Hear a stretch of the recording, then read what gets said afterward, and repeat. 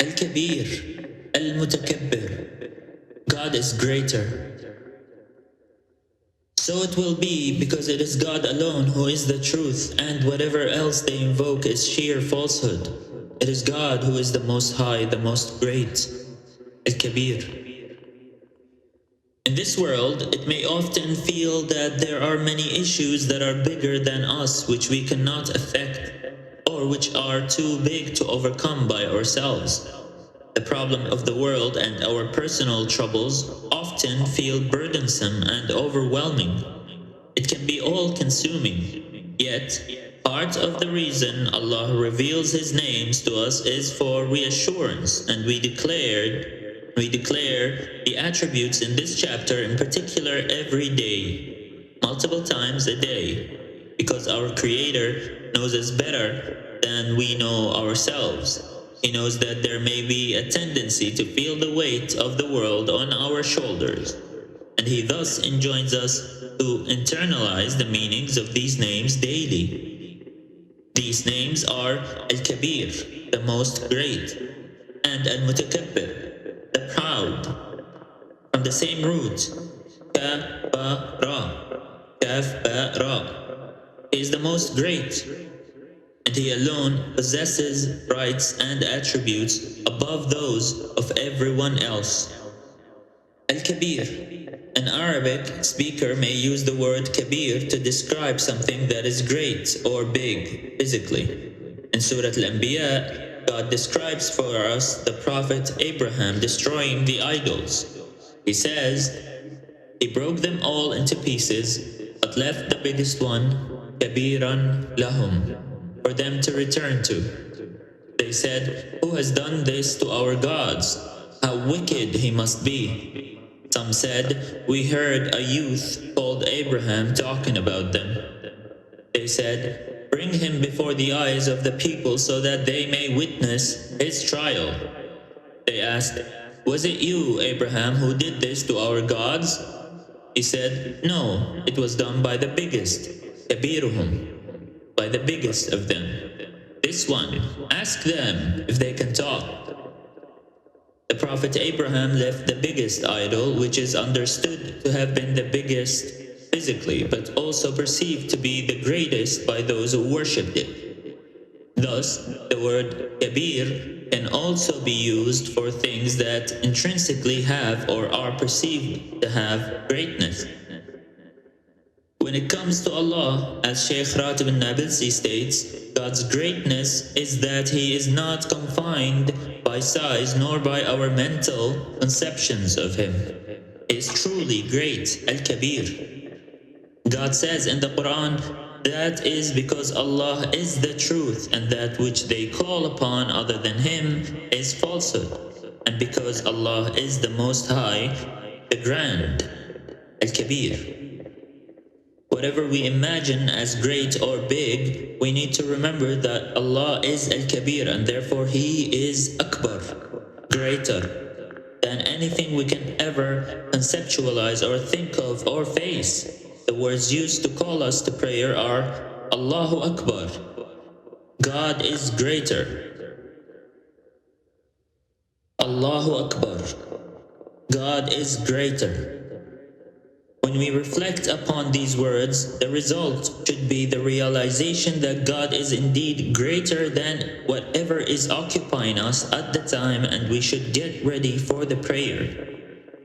In the call to prayer itself, it is as though Allah is explaining to us why we should prioritize the prayer. We are told Allah is greater, Allahu Akbar, than everything in this world. So come to prayer, Hayya ala salat, and come to success, Hayya ala al-falah. Indeed, the Prophet, peace be upon him, alayhi salatu wassalam, taught us that one of the most beloved deeds to God is to pray on time. This is from Bukhari. Our dedication to pray on time is an internalization of the meaning of God's greatness. We are prioritizing Him and the deeds that bring us near to Him, because He is greater. Indeed, the prayer itself is a constant reminder of that. we start the prayer by proclaiming Allahu Akbar. God is bigger. He is greater. He is greater than the world we are about to leave behind. We might be consumed by making money. He is greater than our money. We might be beaten down by our problems. He is greater than our problems and is indeed the solution to them. We may be infatuated with a human being's seeming grandeur. Allah is greater. The reminder in our prayer about His attributes of greatness should help us to turn to Al-Kabir when the things of this world seem overwhelming and too great for us to handle. After almost every change of position, we declare that Allah is greater. Just in case our mind wanders to the affairs and issues of this world, Allah is greater.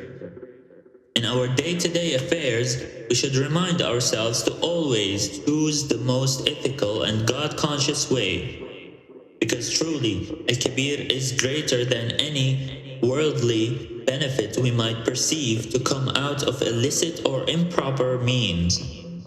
The Prophet ﷺ said, "Verily, you will never leave anything for the sake of Allah Almighty, but that Allah will replace it with something better."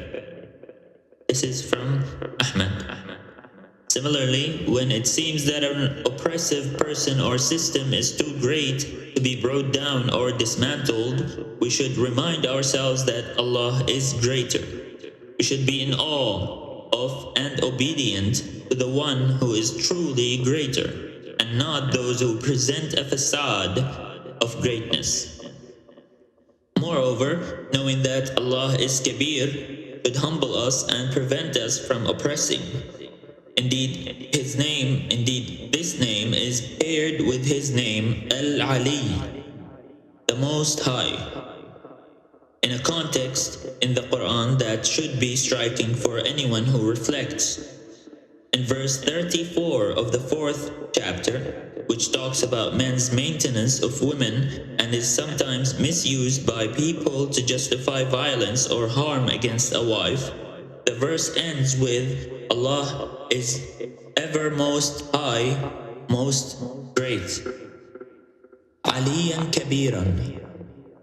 Ibn Kathir, Al-Tabari, and others state in their exegesis of this verse that the mentioning of these two attributes at the end of the verse is a threat of warning to men who consider transgressing against women, for Allah Al-Ali, Al-Kabir, is the Wali, the guardian protector of women, and will take vengeance against men who oppress and transgress against them.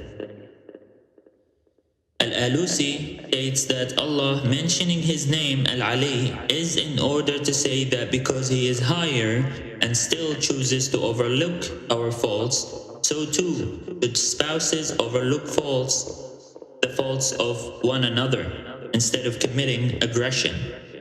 While it is paired with Al-Kabir as a reminder that He is even greater and is capable of punishment against those who oppress. Al-Mutakabbir. From the same root we get Allah's name Al-Mutakabbir, which is usually translated as the proud, the one who possesses all grandeur, or the truly great. It is mentioned in the Quran in Surah Al-Hashr, the compeller, the truly great.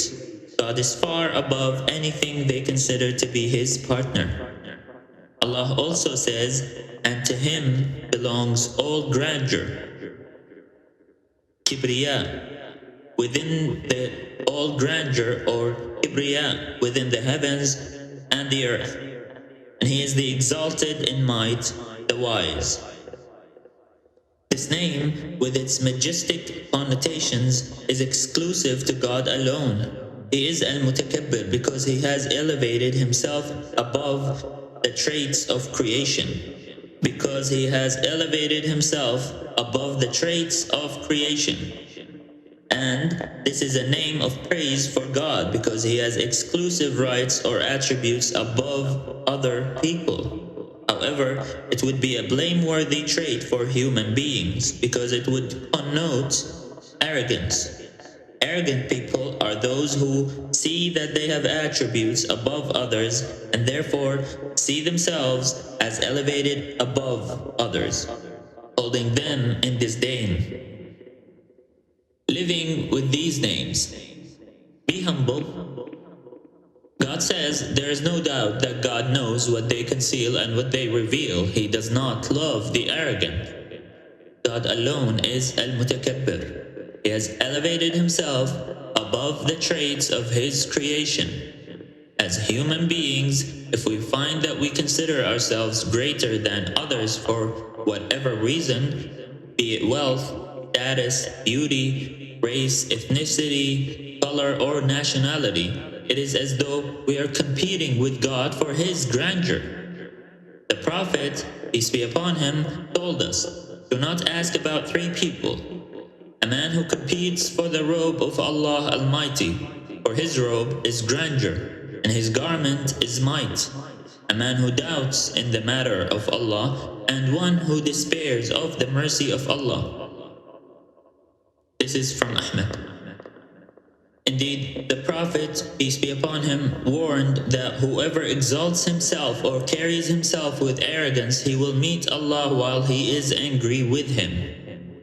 So, what is arrogance, and how can we guard against it? The Prophet, peace be upon him, reminded us, no one who has the weight of a seed of arrogance in his heart will enter paradise. Someone replied, but a man loves to have beautiful clothes and shoes. The Prophet, peace be upon him, clarified, verily, Allah is beautiful and he loves beauty. Arrogance means rejecting the truth and looking down on people. This is from Sahih Muslim.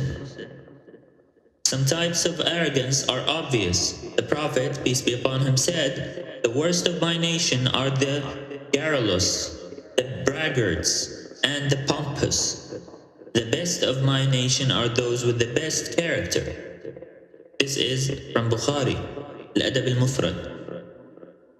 When we see someone who brags, mocks, and mistreats others and is very obviously ostentatious, we can recognize this blatant form of arrogance, but arrogance can be extremely subtle. We need to interrogate the tension we feel in our hearts when someone seemingly less than us, for whatever reason, corrects us or is elevated above us. When Al-Fudayl ibn Iyad was asked about humility, he said, it is to humble yourself for the truth, to act in accordance with it, and to accept it even if you hear it from a child. The companions were very aware of this and guarded themselves even against hidden forms of pride and arrogance. For example, Umar ibn al-Khattab was seen carrying a heavy water container on his back when he was the caliph. He was told that he should not have to do that, being the caliph, and that it was unbefitting of his position. But Umar replied that a delegation has visited Medina, and due to the respect and defiance that they gave to him, he felt some pride enter his heart, so he wanted to destroy it through this action. Be strong. This story perhaps best highlights the meaning of this name. When I was in high school revising for my exams, I received a text message from my aunt. The text message read, when you have a problem, don't ever say, oh God, I have a big problem. Rather say, hey, problem, I have a big God, and everything will be okay. What immediately came to my mind was Allahu Akbar. Allah is greater. We should feel a sense of calm when we hear or say Allahu Akbar. And we should internalize this phrase when we face difficulties, because nothing is too great for God. Nothing is too difficult. He is greater than our circumstances. We should work hard because Allah is greater than the obstacles. we should be strong, because when Al-Kabir is with us, we can do and overcome so much more than we thought or expected. Prioritize. Knowing that Allah is Al-Kabir and that He is greater should teach us to prioritize. We often elevate or choose worldly things over what God has prescribed, because in our hearts, those things are greater. When we choose sin over obedience, it is because we see the pleasure of perceived benefit as a result of that sin, in that moment at least, as greater. But Allah is Al-Kabir, and He is and remains greater than anything we could choose in this world. When we choose and prioritize God above the things of this world, we should know that God will elevate us in the hereafter because of that choice. Prayers are a reminder of God's greatness. The most oft repeated phrase in prayer is Allahu Akbar. We begin the prayer with it and we repeat it throughout. This is a reminder of God's greatness, and indeed of the greatness of the moment we are in. Standing before Him in deep conversation with Him, if we are truly devoted in prayer, our worries should melt and our hearts should be strengthened. Internalizing these meanings may take time, but Allah guides to Him those who seek Him.